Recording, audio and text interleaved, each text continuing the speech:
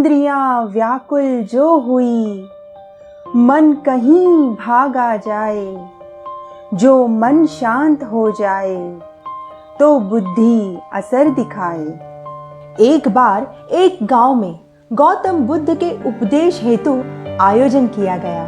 सभी गांववासी गौतम बुद्ध से मिलने की उत्तेजना लिए वहां पहुंचे। एक भिखारी पेड़ के नीचे बैठ लोगों की भीड़ को एक ही ओर जाते देख रहा था। भिखारी ने एक आदमी से पूछा, भाई गांव के सभी लोग कहाँ जा रहे हैं? आदमी ने भिखारी को बताया, तुम्हें नहीं पता? पहाड़ी के पीछे मैदान में गौतम बुद्ध का प्रवचन होने वाला है। सभी उनकी कृपा चाहते हैं, इसीलिए वहां जा रहे हैं। यह कहकर आदमी ने भिखारी की ओर देखा और फिर बोल पड़ा, तू भी चल, क्या पता तेरा भी कुछ उद्धार हो जाए। उस आदमी की बात सुन भिखारी को भी गौतम बुद्ध से मिलने की जिज्ञासा हुई और वो भी भीड़ के साथ चल दिया। गौतम बुद्ध ने उपदेश देना शुरू किया। गांव के सभी लोग अंतर ध्यान हुए गौतम बुद्ध के प्रवचन सुन रहे थे, किंतु भिखारी का ध्यान प्रवचन में ना था। वह कभी इस ओर देखे, कभी उस ओर, कभी पेट खुजाने लगे तो कभी तेज तेज खांसे। उसे देख आसपास के लोगों को परेशानी होने लगी और उन्हीं में से एक आदमी ने उठकर कहा, हे प्रभु, इस भिखारी का आपके उपदेश में कोई ध्यान ही नहीं है। यह अज्ञानी तो आपकी ओर ध्यान लगाने की जगह यहाँ वहां ताक रहा है। प्रभु, इसने आपके उपदेश का अपमान किया है, इसे दंडित कीजिए। उस आदमी की बात सुन सभी गांववासी भी एक स्वर में बोले, जी हाँ प्रभु, इसे दंडित कीजिए। यह सुनकर गौतम बुद्ध ने सभी लोगों को शांत किया और भिखारी को अपने पास बुलाकर पूछा, क्या हुआ पुत्र? मुझे बताओ, किस दुविधा ने तुम्हें घेर रखा है?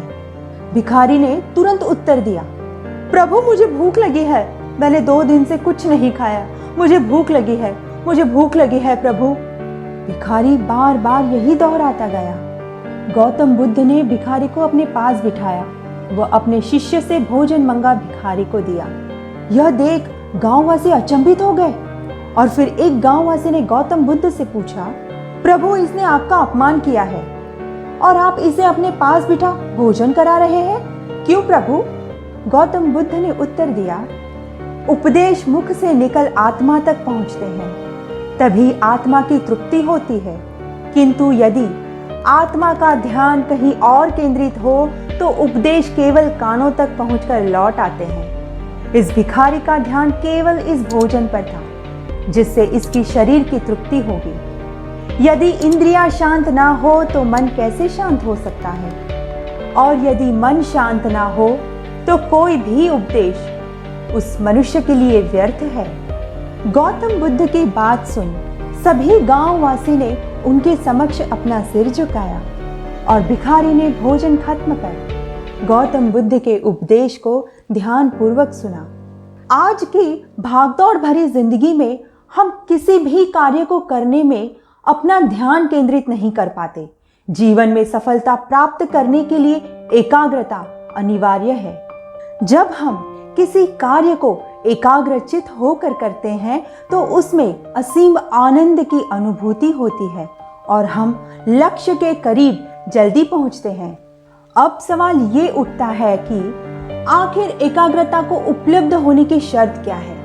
तो एकाग्र होने की शर्त है मन का शांत होना। हर किसी का मन अलग अलग कारणों से अशांत हो सकता है। जैसे इस कहानी में भिखारी के लिए भूख, हमें भी अपनी जिंदगी में वो कारण ढूंढना है, तत्पश्चात उसका निदान। धन्यवाद।